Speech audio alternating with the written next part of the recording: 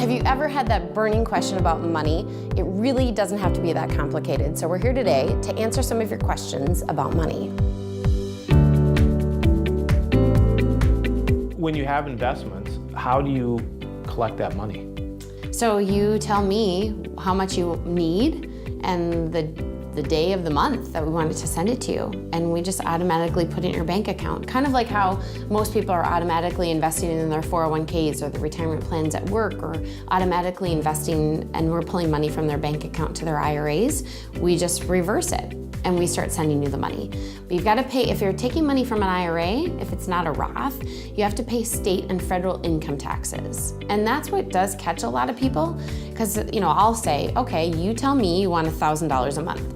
Well, do you need $1,000? Is that before taxes or after taxes? And even saying to someone before taxes or after taxes is really confusing. So you've got to look at, okay, no, I only need 800. Well, then the other question I'm going to ask you is, do you want us to take the taxes and withhold them for you? Or do you want all of the money and then have to figure out your taxes in April? There's lots of decisions to make, and that's where like the first 6 months or really the first year of retirement, things can change and it's really fluid, and you want to have a great relationship with your financial advisor, because maybe you're not going to have any money withheld the first year and then all of a sudden you have to pay a huge tax bill. Well, then you're going to adjust it the next year. If you have a bunch of money, right? Let's say a big bunch of money. Right? You won the lottery, right? Or you saved really well. Right. Or you gave great advice and somebody made a ton of money. All right, let's go with that for a second. And let's say you have your principal, and then that money is probably still making money.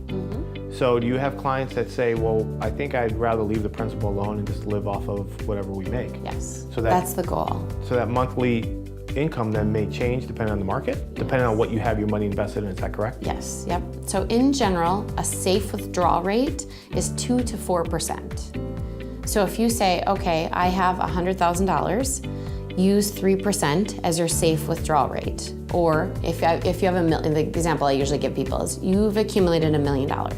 So you have $1 million, and let's use the safe withdrawal rate of 3%. You don't want to tap into that principal. Can you live off of $30,000 a year? But you've got to look at, okay, that's $30,000 from your investments. Do you have a pension? Do you have Social Security? Are you going to work part-time? Are there other things that are going to make that up?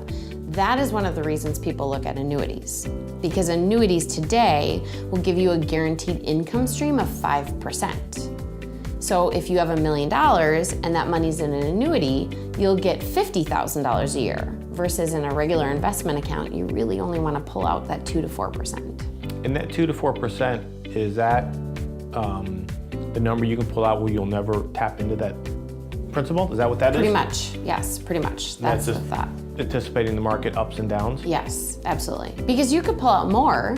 Let's say you're pulling, it's your money. You sure could pull out, 5, 6%. But what if you have a year that the market goes down?